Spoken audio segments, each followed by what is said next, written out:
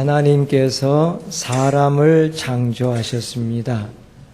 그리고 하나님께서 창조하신 그 사람을 하나님의 일에 사용하십니다. 그러나 하나님께서 사람을 세상에 무슨 노예나 종처럼 마구 부리시는 것이 아니라 자유의지를 가진 인격체로서 자유롭고도 당당하게 헌신함을 통하여 하나님의 일에 사용하십니다.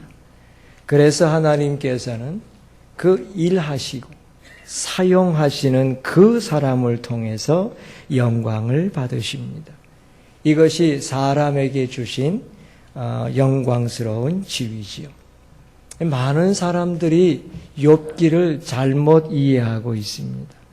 성경 각 권 중에 이 욥기의 위치가 중간쯤에 있거든요. 그래서 에스라, 느헤미야, 에스더 다음에 욥기가 놓여 있기 때문에 사람들은 종종 욥기의 시대성을 이야기할 때에 에스라, 느헤미야, 에스더 때에 이스라엘 역사가 종료되었으니 아마도 이스라엘 역사가 마지막에 끝날 때쯤에 있었던 것이 아니냐 이렇게 생각을 하고, 또 어떤 사람들은 욥, 시편 이렇게 되니까 시편이 다윗이 주로 기록한 그 성경이라고 했을 때 아마도 다윗과 비슷한 시기에 있었던 사람이었을 것이다 라고 생각합니다. 하지만 욥은 아브라함과 거의 동시대 사람입니다. 욥과 아브라함이 동시대 사람이라고 하는 사실은 정말 놀라운 하나님의 역사를 알게 해주지요. 특별히 욥이 살았던 갈대아 우수나 아브라함이 떠나온 갈대아 우르는 욥과 아브라함이 거의 같은 도시에서 살았다는 사실을 나타내주고 있습니다. 이런 성경적인 증거들은 오늘날의 인생들에게 감당할 수 없는 하나님의 놀라운 은혜를 보여주기에 충분합니다. 자, 하나님께서 구원 역사를 시작하실 때에 아브라함과 욥을 동시에 사용하셨습니다. 인류 역사, 인류 구원 역사의 기초를 만드실 때에 하나님께서는 이방인이든지 유대인이든지 차별하지 않는다 하는 은혜로운 역사를 만천하에 공표하시면서 구원의 역사를 시작하셨습니다. 이런 구원 역사의 시작의 가장 중요한 도구가 바로 아브라함과 욥입니다. 우리 하나님은 정말 사람들을 알맞게 사용하십니다. 사람마다 능력이 다르고 사람마다 나름대로의 특징을 가지고 있는데 하나님께서는 그 모든 것들을 하나님의 일에 가장 알맞게 사용을 하십니다. 그러므로 우리 사랑하는 성도들은 나도 하나님의 일에 알맞게 사용될 수 있음을 믿으셔야 합니다. 욥을 먼저 생각해 보면요, 욥은 거의 모든 것을 갖춘 사람이었습니다. 재물에 있어서나 인격에 있어서나 믿음에 있어서나 그의 가정에 있어서나 어느 것 하나라도 부족함이 없는 사람이로되, 오히려 부족함이 없다는 말이 아니라 넘치고도 넘쳐서 동방에서 가장 큰 자라고 불렀다는 것을 성경이 증거합니다. 오늘 본문 3절을 보면 이 사람은 동방 사람 중에 가장 큰 자라 했지요. 우리 하나님께서는 동방에서 가장 큰 자로 불리는 욥을 하나님의 구원사역을 위하여 알맞게 사용하셨습니다. 그것에 비해서, 욥에 비해서 아브라함, 먼저 아브라함의 아비 데라가 떠나왔는데, 아브라함의 아비 데라는 별로 신통치 않은, 내세울 것이 별로 없는 그저 그렇게 평범한 사람이었습니다. 데라와 마찬가지로 그 아들 아브라함도 역시 마찬가지예요. 내세울 것이 별로 없는 그저 그런 평범한 사람이었습니다. 오늘날의 우리와 별반 다를 것이 없었던 사람인 이 아브라함을 우리 하나님께서는 역시 알맞게 구원 사역에 사용하셨다는 거예요. 그러므로 우리들도 하나님 앞에 쓸모 있는 사람들로 창조되었음을 우리 사랑하는 성도님들 믿으시기를 바랍니다. 얼마나 우리가 잘 준비되었느냐, 또 우리가 얼마나 헌신할 준비가 되었느냐 하는 것이 중요한 것뿐이지요. 오늘 말씀을 통해서 아브라함과 욥을 하나님이 어떻게 사용했는지를 살펴보면서 하나님이 나도 알맞게 사용해 주실 것을 사모하는 마음을 가지고 말씀 따라 은혜를 나누고자 합니다. 첫째, 하나님께서 욥을 이방인 구원의 도구로 사용하셨습니다. 오늘 본문 1절을 보세요. 우스 땅에 욥이라 이름하는 사람이 있었는데 그 사람은 순전하고 정직하여 하나님을 경외하며 악에서 떠난 자더라. 성경이 욥에 대하여 첫 번째로 소개하는 것은 그의 믿음과 그의 삶이었습니다. 순전하고 정직한 삶을 사는 사람이다. 하나님을 경외하며 악에서 떠나는 믿음을 가진 사람이다 라고 소개했어요. 완벽합니다.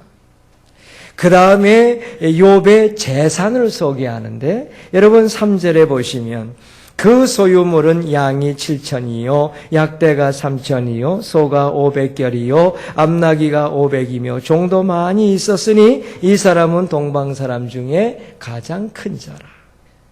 자, 여러분, 동방 사람 중에 가장 큰 자라 하는 말을 우리가 그 재산상으로 국한해서 만약에 말한다면은 저는 동방에서 제일 큰 부자다. 이렇게 말할 수 있지요. 자, 양이 7,000이라고 하는 말은 오늘날로 말하면 낙농산업과 의류산업의 큰 손이라는 뜻입니다. 양의 젖을 가지고 이렇게 해도 사람들이 먹으니까 양의 털을 가지고 의복을 만드니 낙농산업과 의류산업의 큰 손입니다. 자, 약대가 7,000이요 암나귀가 500이라고 하는 말은 오늘날로 말하면 물류사업이나 운송사업의 가장 큰 손이란 뜻이에요. 이 약대는 오늘날로 말하면 트럭으로 볼 수 있고 암나귀는 오늘날로 말하면 승용차나 택시 정도로 볼 수 있기 때문에 그렇다는 거죠. 모든 것의 물류산업과 이 운수사업의 모든 것을 관장하는 사람이다 하는 말이지요. 역시 소가 500결이, 결이라고 하는 말은 2마리인데 그러므로 소가 1,000마리가 된다는 것은 저가 농업에 있어서 가장 큰 역할을 감당하고 있는 사람임을 나타내주고 있습니다. 따라서 욥은 사회 전반, 특히 산업적으로 볼 때에 거의 모든 면에서 큰 재산을 가지고 큰 역할을 감당하는 사람임을 나타내 주었죠. 자, 하나님께서 욥의 준비된 모든 삶과 그리고 하나님을 경외하는 소문난 믿음을 하나님의 일에 사용하셨습니다. 한번 생각해 보세요. 만약에 하나님께서 욥을 아브라함처럼 갈대아 우스 땅에서 가나안 땅으로 불러내셨다면 어떻게 되겠습니까? 별 의미가 없습니다. 아니 갑자기 제일 큰 부자가 야, 나 이 동네 싫어. 나 가나안 땅으로 갈 거야. 그 가면은 참 이상하다. 별 사람 다 보겠네 하는 생각을 하게 되고요. 욥의 이웃은 물론이고 동방의 모든 사람들도 욥이 자기 동네가 아닌 먼 딴 동네로 이사가 버렸으니까 욥의 존재를 점점 잊어버리게 될 것입니다. 그렇게 되면은 하나님께서 이방 사람들을 향한 욥의 역할 아무것도 생길 수가 없는 것입니다. 욥의 존재가 워낙 위대하기 때문에 이 욥이라는 사람이 엄청난 사람이기 때문에 하나님께서는 욥을 우수 땅에 머물게 하시면서 하나님의 일을 하게 하시는 것입니다. 그래서 하나님께서 사단의 시험을 통해서 욥을 하나님의 구원에 사용하셨습니다. 하나님께서 이방인들도 구원하신다는 사실을 온 동방 사람들, 온 이방 사람들에게 욥을 통해서 알게 하셨습니다. 하나님께서 왜 사단에게 욥을 시험하도록 허락하셨습니까? 그 이유가 뭘까요? 간단합니다. 하나님께서 사단으로 하여금 욥을 시험하도록 허락하신 결정적인 이유는 하나님이 욥의 준비된 믿음을 인정해 주셨기 때문이에요. 욥 오늘 1장 1절 보시면 우스 땅에 욥이라 이름하는 사람이 있었는데 그 사람은 순전하고 정직하며 하나님을 경외하며 악에서 떠난 자라. 특히 여러분 8절을 보세요. 여호와께서 사단에게 이르시되 내가 내 종 욥을 유의하여 보았느냐. 그와 같이 순전하고 정직하여 하나님을 경외하며 악에서 떠난 자가 세상에 없다. 하나님께서 욥을 완벽한 믿음의 소유자로 인정해 주신 거예요. 그래서 욥의 믿음을 아셨기 때문에 사단이 시험하도록 하나님이 허락하신 것입니다. 고전 10장 13절에 사람이 감당할 시험밖에는 너희에게 당한 것이 없나니 오직 하나님은 미쁘사 너희가 감당치 못할 시험당함을 허락지 아니하시고 시험당할 즈음에 또한 피할 길을 내사 너희로 능히 감당하게 하시느니라 하시면서 하나님의 마음을 분명하게 선포해 놓으셨습니다. 사단이 욥을 시험하지요. 1장 9절 사단이 여호와께 대답하여 가로되 욥이 어찌 까닭없이 하나님을 경외하겠습니까? 욥이 지금 하나님을 경외하는 것을 순수하게 보십니까? 돈이 많고요. 가진 게 많으니까 하나님을 경외하는 거지요. 그러면서 11절에서 요구하기를 이제 주의 손을 펴서 그의 모든 소유물을 치소서 그리하시면 정령 대면하여 주를 욕하리이다 하고 시험을 허락해 줄 것을 하나님께 요청합니다. 하나님께서 허락해 주셨어요. 12절에 여호와께서 사단에게 이르시되 내가 그의 소유물을 다 내 손에 붙이노라 오직 그의 몸에는 내 손을 대지 말지어다 하고 말씀하셨죠. 하여간 결국 욥에게 엄청나게 어려운 시험이 다가오게 됩니다. 그 많던 재산이 하루아침에 사라지고 그 알토란 같이 사랑스러운 10명의 자녀들이 하루아침에 죽어버립니다. 자기를 늘 사랑해주던 아내가 갑자기 자기에게 저주를 퍼붓고요. 자신의 몸에는 견딜 수 없는 악창이 생기게 되었습니다. 한마디로 말하면 세상 최고의 부자가 세상 최고의 비참한 자의 인생으로 하루아침에 전락했다는 것이죠. 자, 여러분 여기서 우리는 욥기를 의인의 고난만을 나타내는 것으로 생각하면 안 된다는 것을 알아야 돼요. 욥기 그러면 의인의 고난. 여러분 이렇게 생각하는데 그렇게만 생각하면 안 돼요. 왜 하나님께서 동방의 큰 자요 굉장한 믿음의 소유자를 이렇게 사단의 시험에 내버려 두셨겠습니까? 욥 개인의 믿음을 이렇게 온전하게 만들기 위한 목적도 없지는 않지만 이 욥을 통해서 이방 사람들에게 하나님이 살아계시다는 것을 보여줘야 되고 이방 사람들에게 하나님이 어떻게 이방 사람들도 구원하시는지를 보여주시기 위해서 그 큰 자 욥을 치신 겁니다. 욥의 세 친구 엘리바스, 빌닷, 소발이 찾아와서 위로하는 대화 속에 말을 잘 안 들으니까 아무리 회개하라고 해도 회개하지 않으니까 비난하고 비판하는 그 말씀 속에 하나님의 위대한 구원의 역사와 하나님의 살아계신 존재성이 하나씩 하나씩 계속해서 증거되게 하신 것 아닙니까?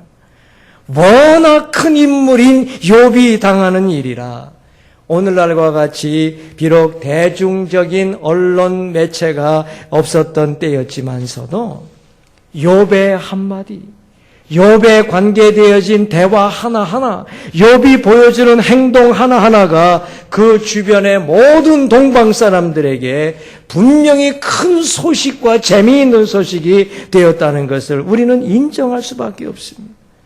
그래서 이방 사람들은 하나님이 살아계신다는 것을 알게 되고 이방인들도 하나님이 구원하신다는 사실을 분명하게 알게 된 거예요. 하나님께서는 이렇게 욥을 사용하셨습니다. 얼마나 놀라운 하나님의 사용법입니까? 물론 하나님께서 나중에 욥을 크게 축복하셨습니다. 제일 먼저 욥에게 주신 축복이 뭡니까? 하나님을 제대로 믿을 수 있게 해주셨어요. 욥기 마지막 장 42장 5절에 보면 내가 주께 대하여 귀로 듣기만 하여 삽더니 이제는 눈으로 주를 배움나이다 하는 감격적인 고백이 나와요. 지금까지 내가 귀로만 들으면서 간접적인 체험을 하면서 하나님을 믿을 때도 즐거웠지만 지금은 내 눈으로 하나님을 배우니 이런 감격이 어디 있습니까? 하는 고백이 터져나오게 하셨고요. 완전하게 모든 것을 2배로 축복해 주셨습니다. 욥기 42장 10절에 보면 욥이 그 벗들을 위하여 빌매 여호와께서 욥의 곤경을 돌이키시고 욥에게 그전 소유보다 갑절이나 주신지라 하고 말씀하셨어요. 하나님께서 욥을 미워하신 것이 아니기 때문에 욥이 큰 죄와 잘못을 범해서 우리 하나님이 징계하신 것이 아니기 때문에 하나님께서 당신의 사용이 끝나셨을 때에 즉각적으로 회복을 시켜주시고 영적인 성숙을 주시고 감당할 수 없는 축복을 허락해 주신 것입니다. 욥은 한때 대단히 어려운 과정을 겪었지만 하나님께서 이방인도 구원하신다는 사실을 자신의 삶을 통하여 확실하게 증거하고 자신도 주님을 뜨겁게 사랑하게 되고 자신과 온 가정들이 큰 복을 누리면서 하나님의 일을 감당했으니 얼마나 놀라운 축복입니까? 사랑하는 성도님들, 우리 사랑하는 성도들도 여러분들이 준비해 놓으신 삶 그대로 하나님께서 사용하신다는 사실을 믿으시기를 바랍니다. 그래서 어떻게 사용하시든지 하나님께서 내게 가장 알맞게 그리고 하나님의 일에 가장 알맞게 사용해 주신다는 사실을 또 믿으시기를 바랍니다. 그래서 하나님의 도구 되는 기쁨과 하나님의 도구 되어진 이후에 주시는 축복 때문에 감사 감격하며 사는 우리 성도들 모두가 되시기를 바랍니다. 자, 2번째로 하나님께서는 아브라함을 유대인 구원의 도구로 삼으셨습니다. 창세기 12장 1절을 보면 여호와께서 아브라함에게 이르시되 너는 너의 본토 친척 아비집을 떠나 내가 네게 지시할 땅으로 가라. 그렇게 말씀하셨죠. 욥과는 다르게 아브라함에게는 아무것도 없었습니다. 아브라함은 오늘날의 보통 성도들처럼요 큰 재산도 없었어요. 엄청난 명예 그런 것도 없었어요. 그저 그런 삶을 사는 평범한 사람이었습니다. 아브라함의 가족이 갈대아 우르를 떠난다고 해서 그 주변 사람들이 난리칠 이유가 없어요. 쟤들 가는가 보다. 한 가정이 이사 가네. 이 정도죠. 이래가지고 사회에 감동의 물결이 일어난다는 둥, 여러분 그 사회 속에 무슨 사회적인 동요가 일어난다는 둥, 아무것도 없습니다. 이런 아브라함, 하나님께서는 유대 민족을 세워 구원하시는 일에 사용하셨다는 거예요. 뭘 사용하셨습니까? 하나님께서는 아브라함의 순종하는 믿음과 약속을 믿는 믿음을 사용하셨습니다. 창세기 12장 4절에 보면 이에 아브라함이 여호와의 말씀을 쫓아갔고 롯도 그와 함께 갔으며 아브라함이 하란을 떠날 때 그 나이 75세였더라 했습니다. 별것 아닌 아브라함을 하나님이 왜 사용하셨습니까?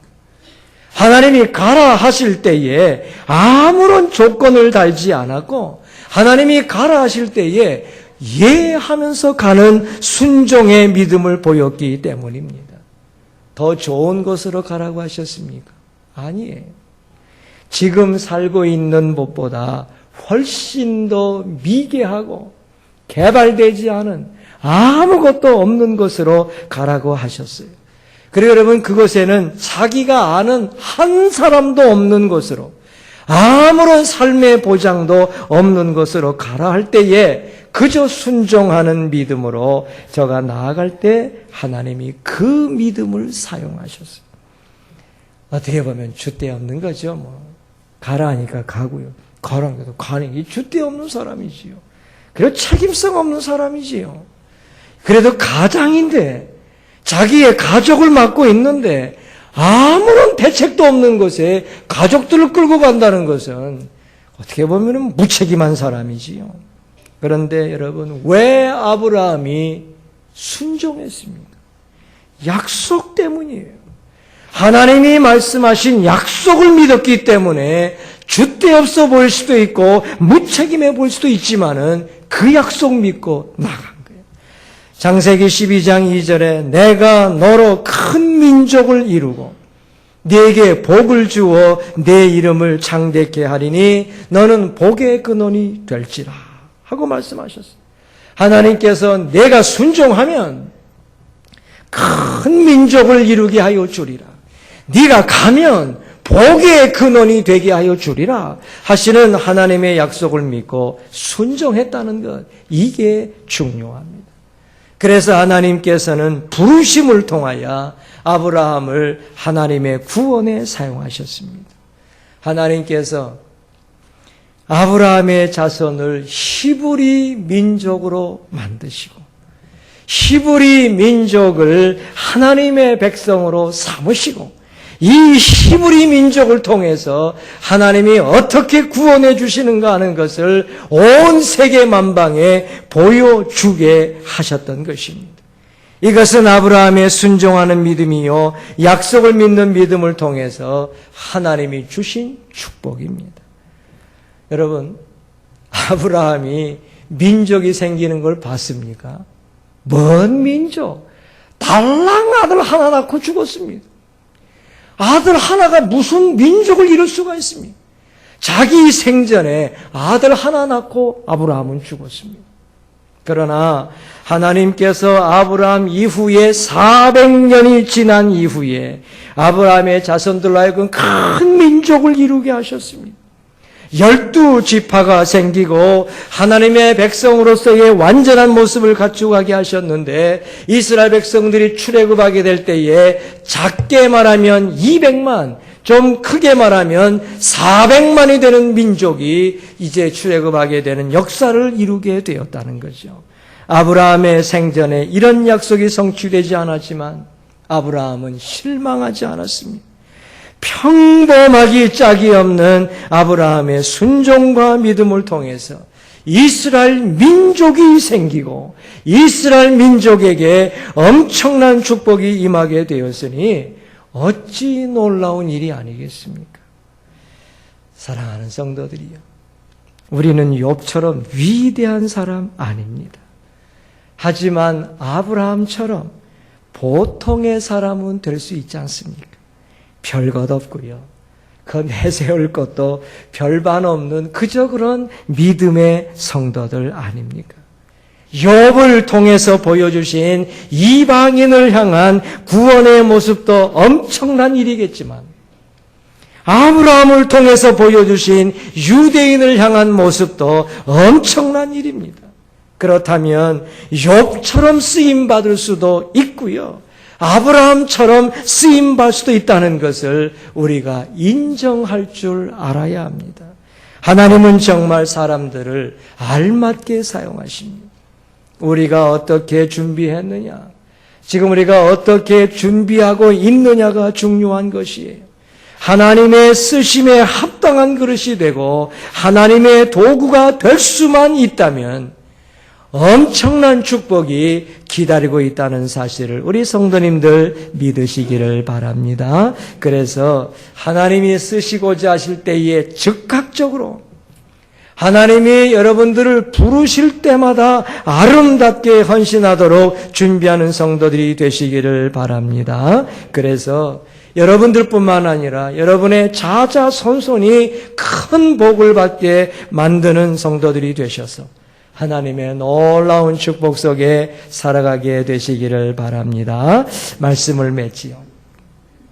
하나님께서 사용하시는 방법 정말 놀랍습니다. 위대한 사람이나 평범한 사람이나 하나님께서 사용하시는 도구임을 믿으셔야 합니다. 나보다 능력 있고요, 나보다 대단해 보이는 사람만 하나님이 사용하시는 것 아니에요. 자, 성도님들, 욥과 아브라함 중에 누가 더 위대하게 쓰임을 받았다고 생각을 하십니까? 욥이라고 생각하십니까? 아브라함이라고 생각하십니까? 이 대답은 하나님밖에 하실 수 없습니다. 단지 우리는 뭐라고 대답을 해야 하느냐? 똑같습니다. 이렇게 대답해야 돼. 욥이 한 일이나 그리고 아브라함이 한 일이나 우리가 볼 때는 똑같은 거예요.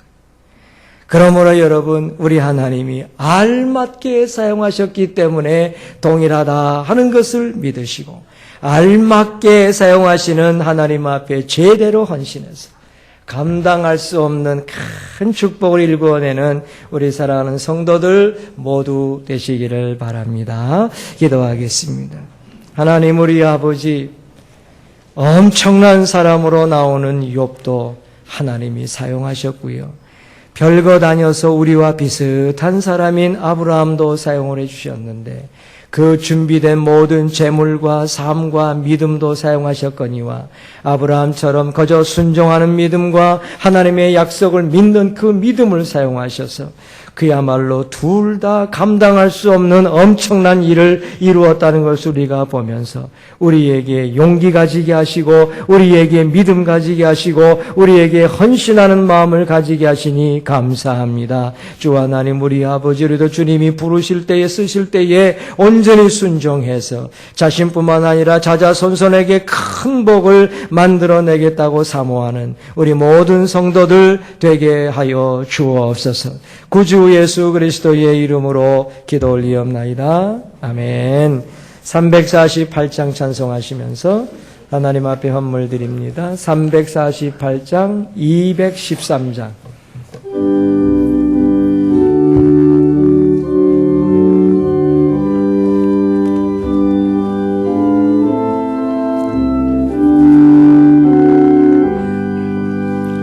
나의 생명 드리니 주여 받아주셔서 세상 살아갈 동안 찬송하게 하소서. 손과 발을 드리니 주여 하여 영광으로 마감한다. 짧은 영어로 말씀드리면 From glory to glory입니다. glory로 시작해서 glory로 맞춰라. 하나님의 영광으로 시작하여 하나님의 영광으로 마감해라. 이것이 우리에게 주시는 하나님의 귀중한 말씀입니다. 사랑하는 성도들이 주의 일을 할 때에 하나님의 영광을 잊어버리면 아무 의미가 없어요. 우리가 간절함으로 수고하고 자원하는 마음으로 수고하고 복음 앞에서 칭찬 듣는 사람이 되었는데 하나님의 영광을 망각해버리면 무슨 의미가 있겠습니까? 그러므로 우리 사랑하는 성도님들 아무쪼록 간절함과 자원하는 마음을 가지고 복음 앞에서 칭찬 듣는 주의 일꾼이 되어져서 마음껏 하나님께 영광 돌리는 성도들이 되어져서 주께로부터 큰 복 받아 누리는 주의 백성들 다 되시기를 바랍니다. 기도하겠습니다. 하나님 우리 아버지 정말로 정말로 감사합니다. 우리에게 놀라운 주의 은혜를 베풀어 주셔서 우리를 충성되이 여겨주심으로 말미암아 주의 나라의 일꾼 삼아주심이 얼마나 감사합니까? 언제나 간절한 마음을 가지고 우리 사랑하는 성도들을 돌아볼 때에 내가 얼마나 헌신된 마음을 가졌는지, 내가 얼마나 관심 있는 마음을 가지고 살았는지, 내가 얼마나 성도들과 더불어 근심하는 마음을 가지고 살았는지를 돌아보게 하여 주시옵시고 체휼하시는 주님의 마음을 본받아서 그야말로 언제든지 하나님 앞에 자원하는 마음을 가지고 살아가는 주의 귀한 심령들이 다 될 수 있도록 도와 주옵소서. 이 간절함과 자원함을 가지고 복음 앞에서 칭찬 듣는 심령들이 될 때에 우리 주님 얼마나 큰 영광을 받아 주시겠습니까? 그러므로 우리의 삶은 영광으로 시작하여 영광으로 마감하는 놀라운 역사를 가지고 일하도록 우리 주님 저희들에게 복을 내려 주옵소서. 이런 성도들이 되게 하시고 이런 일꾼이 되게 하셔서 우리 몸된 교회가 하나님의 크나큰 축복을 받게 하시고 성도들의 삶 가운데 감당할 수 없는 주의 축복이 임하게 하여 주옵소서. 구주 예수 그리스도의 이름으로 기도 올리옵나이다. 아멘.